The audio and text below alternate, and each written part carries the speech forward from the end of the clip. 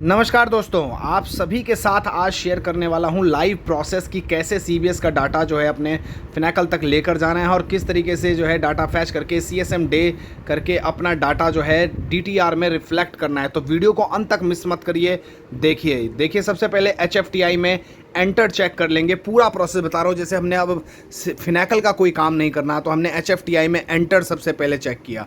उसके बाद हम पोस्ट भी चेक कर लेंगे दोस्तों, किसी प्रकार की कोई भी गुंजाइश गलती की नहीं छोड़नी है। एंटर्ड पोस्ट दोनों चेक करने के बाद एक कमांड और होती है दोस्तों, एचएएफआई में जिस भी तरीके की मॉडिफिकेशन की कुछ चीज़ें हो सकती हैं या फिर आपके क्लोजर्स हो सकते हैं किसी अकाउंट के, वो पेंडिंग हो सकते हैं, तो वो हम चेक कर लेंगे। देखिए नो रिकॉर्ड्स पर फैच, यानी कि सब कुछ वेरीफाइड है दोस्तों। तो इसीलिए अब हम सबसे पहले जाएंगे अपने वॉल्ट को चेक करने के लिए। जी हाँ, पूरे दिन का काम करने के बाद आपके वोल्ट में जो पैसा है वहीं तो है आपको ट्रांसफ़र करना। तो देखिए 14,980 रुपये आपके सामने दिख रहे हैं वॉल्ट में। हम इसको नोट कर लेंगे और 14,980 को दोस्तों हमें ट्रांसफ़र करना है 406 में, जो कि ट्रेजरी होता है। अब ये ट्रेजरी के पास एक तरीके से फिनैकल से हम पहुंचा देंगे। उसके बाद इसी चीज़ को हम IT 2.0 में भी कर दोस्तों HTM चलाएंगे, ऐड करके कैश ट्रांसफ़र सेलेक्ट करेंगे और सबसे पहले आप डालेंगे यहाँ पर 406। जी हाँ, डेबिट में 406 का मतलब होता है debit the receiver and credit the giver का कॉन्सेप्ट लगने वाला है। यहाँ पर 14,980 जो रुपए थे वो आपने यहाँ पर डाल दिए। फिर ऐड पे क्लिक करेंगे और इस बार डालेंगे आप अपना टेलर अकाउंट दोस्तों। जो भी टेलर अकाउंट आपके रिस्पेक्टिव ऑफिस का होगा वो आप चेक कर सकते हैं। STCPIAE मेनू में आपको मिल जाएगा, यहाँ आप डालेंगे। और जब यहाँ पर आप सर्च करेंगे कॉन्ट्रा एंट्री को, जो कि राइट हैंड साइड में ये जो फिगर दिख रही है ये कॉन्ट्रा एंट्री होती है, वो ऑटोमेटिक इसको डेबिट से हटा के क्रेडिट पे कर देगा, क्योंकि डेबिट द रिसीवर और क्रेडिट द गिवर। तो आपका टेलर अकाउंट जो है वॉल्ट को पैसा ट्रांसफ़र कर रहा है, इसका मतलब ये हो गया। अब दोस्तों पोस्ट करेंगे, पोस्ट करते ही IN नंबर आएगा दोस्तों। IN नंबर को आप जो है वेरीफाई कर लेंगे, वो भी HTM मेनू के द्वारा ही। दोस्तों ये हो गया फिनैकल का पैसा एक तरीके से हमने जीरो कर दिया। ये बहुत ही अच्छी बात है, क्योंकि हिजकोड से पहले और डाटा ट्रांसमिशन का काम करने से पहले आपको ये करना बहुत ही ज़रूरी है। बेसिक स्टेप है, नोट कर लीजिए दोस्तों। और पूरे विस्तार से इसलिए मैं बता रहा हूँ। इसको आपने फिर जो है HTM में वेरीफाई कर लिया और उसके बाद वेरीफाई करने के बाद हम सीधा चल पड़ेंगे।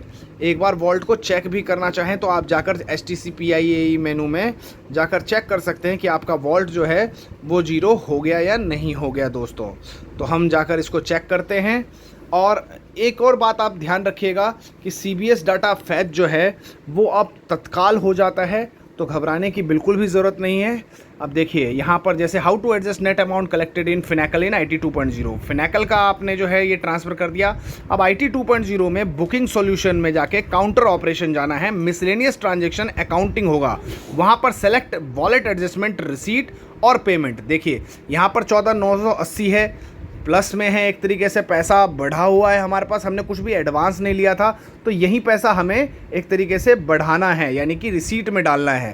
तो इसलिए हम यहाँ पर देखिए ऑप्शन में जाएंगे, सीधा रिसीट को सिलेक्ट करेंगे, वॉलेट एडजस्टमेंट रिसीट, और मिसलेनियस रिसीट जो हमने आपको बताया था उसमें हम 14,980 डाल देंगे। एक बार दोबारा से देखिए, ये हमने यहाँ पर सबसे नीचे वॉलेट एडजस्टमेंट रिसीट पॉजिटिव ये जो हमने सेलेक्ट किया है, क्योंकि ये पैसा हमारे अकाउंट में फिनैकल में बचा हुआ है और कोई भी एडवांस नहीं था। ये नेट पैसा हमारे पास फिजिकली भी पड़ा हुआ है, हमने इस पर लिख लिया दोस्तों CBS ट्रांजैक्शन, जो भी इस तरीके की चीज़ें हैं वो आप यहाँ पर लिख सकते हैं। उसके बाद सबमिट करेंगे।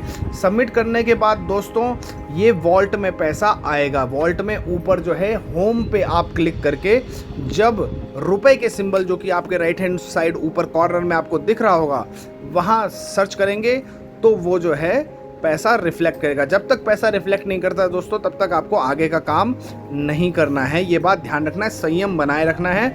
अभी थोड़ा सा सॉफ्टवेयर जो है स्लो चल रहा है दोस्तों, जिसकी वजह से दिक्कतें आ रही हैं, लेकिन आपको सब्र बनाए रखना है। देखिए दोस्तों यहाँ पर अभी भी पैसा नहीं आया है, हम वेट करेंगे। वेट करने के बाद अब जो है हम चलते हैं दोस्तों, हिस्कोड लगाते हैं तब तक, क्योंकि वॉल्ट में पैसा तब तक आ जाएगा।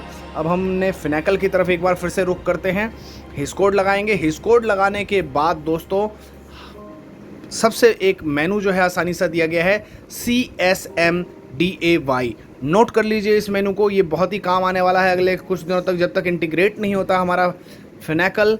CSM डे हम यहाँ पर चलाएंगे और CSM डे चलाने के बाद दोस्तों यहाँ पर ये आपके पास फंक्शन खुल जाएगा, same day accounting sole execution कहते हैं इसको। एग्जीक्यूट करेंगे, आपकी सोल आईडी आ जाएगी, डेट आ जाएगा, आप सबमिट करेंगे और इसे सबमिट में डाटा कंज्यूम एक्सट्रैक्शन की पूरी रिक्वेस्ट सबमिटेड सक्सेसफुली का मैसेज आएगा। जब आपका सक्सेसफुल का मैसेज आ जाएगा दोस्तों, तब आप सीधा ट्रेजरी में जाइए और ट्रेजरी में सुपर की एक तरीके से ट्रेजरी में CBS डाटा फैच का ऑप्शन होगा, जहां से आप IPPB का भी डाटा फैच कर सकते हैं। तो यहाँ पर आप देखिए दोस्तों पहुँचे हैं, CBS डाटा फैच पे आपने क्लिक किया, बिल्कुल स्टेप बाय स्टेप बता रहा हूँ दोस्तों। यहाँ पर डेट दिखाएगा, 3 दिन तक का ओल्ड डाटा आप इसमें फैच कर सकते हैं। फ़िलहाल हम सेम डे फैच करते हैं, अब कोई दिक्कत नहीं है। हमने ये ओके किया और ये देखिए CSM डे चलाने की वजह से सीधा जब हम यहाँ पर अपने मॉड्यूल में आए, ट्रेजरी मॉड्यूल में, तो ये यहाँ पर फैच हो गया और रिसीट और पेमेंट सारी चीज़ें दिखाने लगा। अब हम इसे ओके कर देंगे दोस्तों। ओके करने के बाद अब आप देख सकते हैं दोस्तों, रिसीट जो है 733,646 है और पेमेंट भी है कुछ। इन दोनों का अगर आप डिफरेंस करेंगे दोस्तों, तो आपका वही डिफरेंस पैसा निकलेगा 14,980 रुपये, जो हम कैलकुलेटर पे करके भी देख लेते हैं दोस्तों। तो ये पैसा एडजस्ट हो गया और इस तरीके से CBS डाटा फैच हो गया।